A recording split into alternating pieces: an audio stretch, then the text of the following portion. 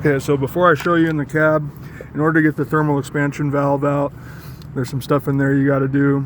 But in the engine bay, you want to disconnect these two lines from the evaporator in there. I believe that's what it's called. We'll figure it out. Anyhow, after you get those disconnected, there's going to be this on here right here. You want to take this screw out, and these have a little wedge right here, or a little slot in there that you can kind of finagle and pull out. There's a little plate that sits over it after you take the screw out. You take that out. There's a screw that goes in there. But yeah, you just pull that out and it helps that slide out. You don't got to disconnect anything else right here, just that. Okay, now to get to the thermal expansion valve, you got to pull off the glove box. There's a plate, and then here's the box itself. I could say it needs some cleaning. So to get the glove box off, right here we have all my Carfax. There's everything I've done to the vehicle, most of it that I saved receipts for. Anyhow, right here, there's these little tabs that right here, there's actually a little handle on them right there that you can twist and pull, and it helps get those out of there. There's one on each side. We'll put that back in a second. But yeah, there's one right here and there's one right here. You pull those back, they pull back, and you know, whenever you're not trying to film, they pull back.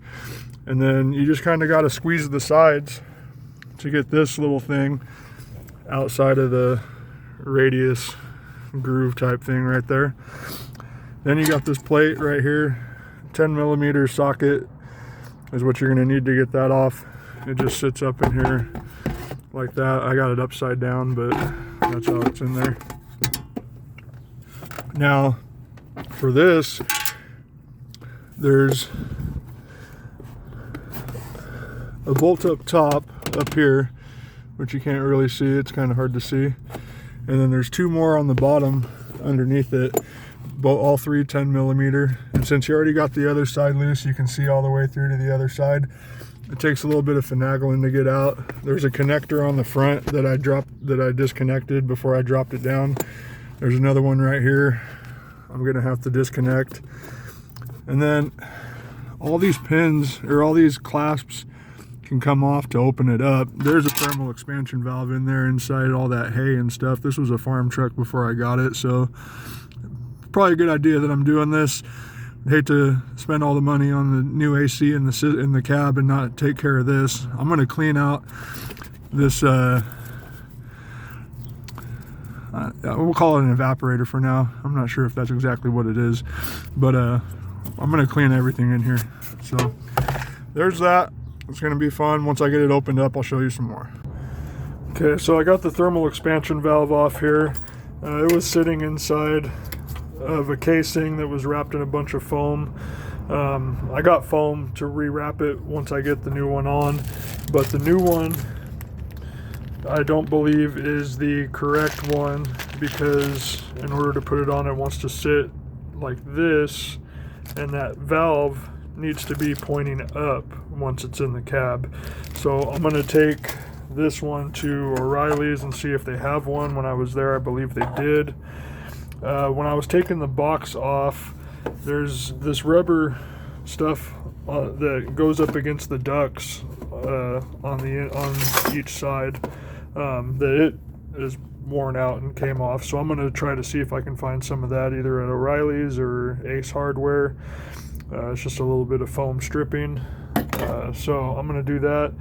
The one thing about this is there's seals on all the lines. You want to make sure that you pay close attention to the seals. I set mine up in a safe spot, that way I don't lose them, because unless you have a seal kit, which I don't have, these seals are okay.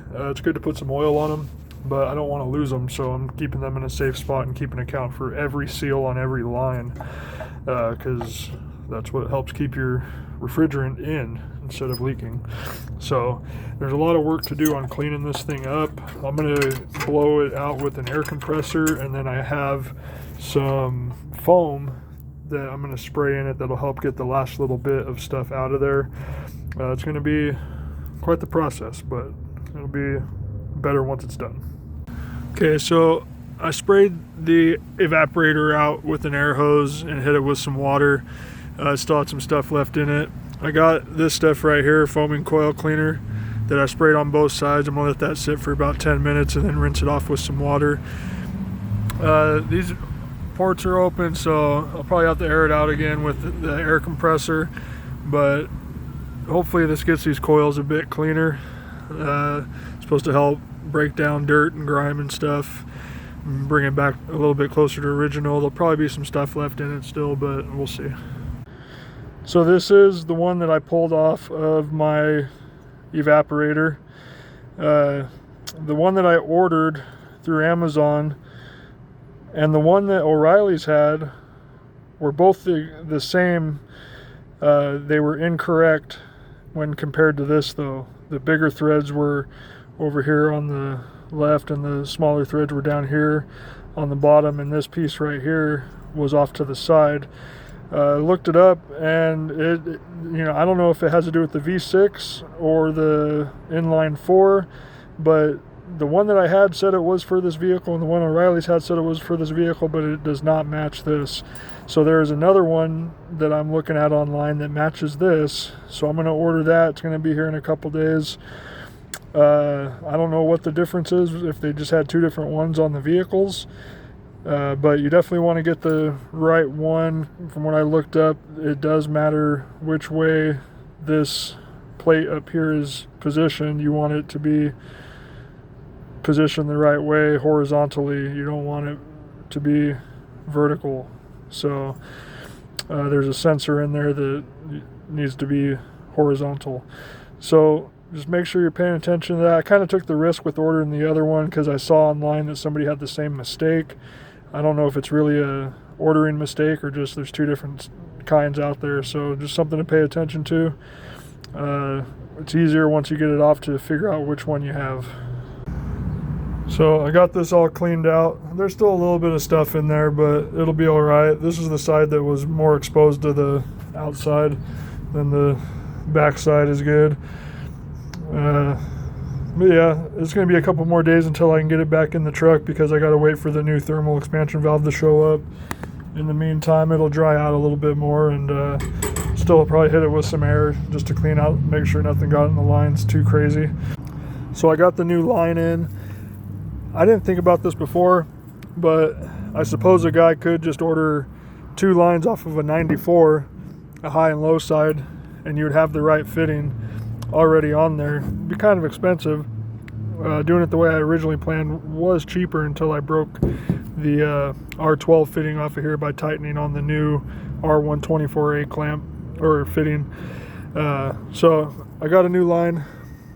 It's already got the R134A clamp on there.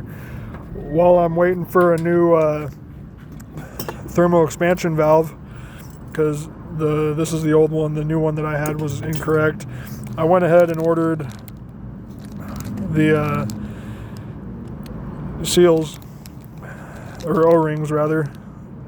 Figure while I'm at it, I got everything torn apart. Might as well make sure all the seals are brand new, which is only $6 on Rock Auto, so it'd be kind of foolish not to do that considering everything else I'm doing. I also got the foam tape to put around the box for inside the cab again.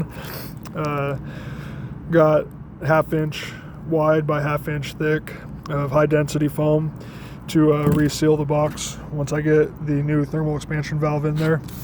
So I'm going to go ahead and start digging into putting some new O-rings on. You don't want to put them on dry. I'm going to put some of the PAG oil. I'm going to put a little bit of that on there before I put each one on. So that's what I'm going to do right now. Should have this done by the weekend, God willing.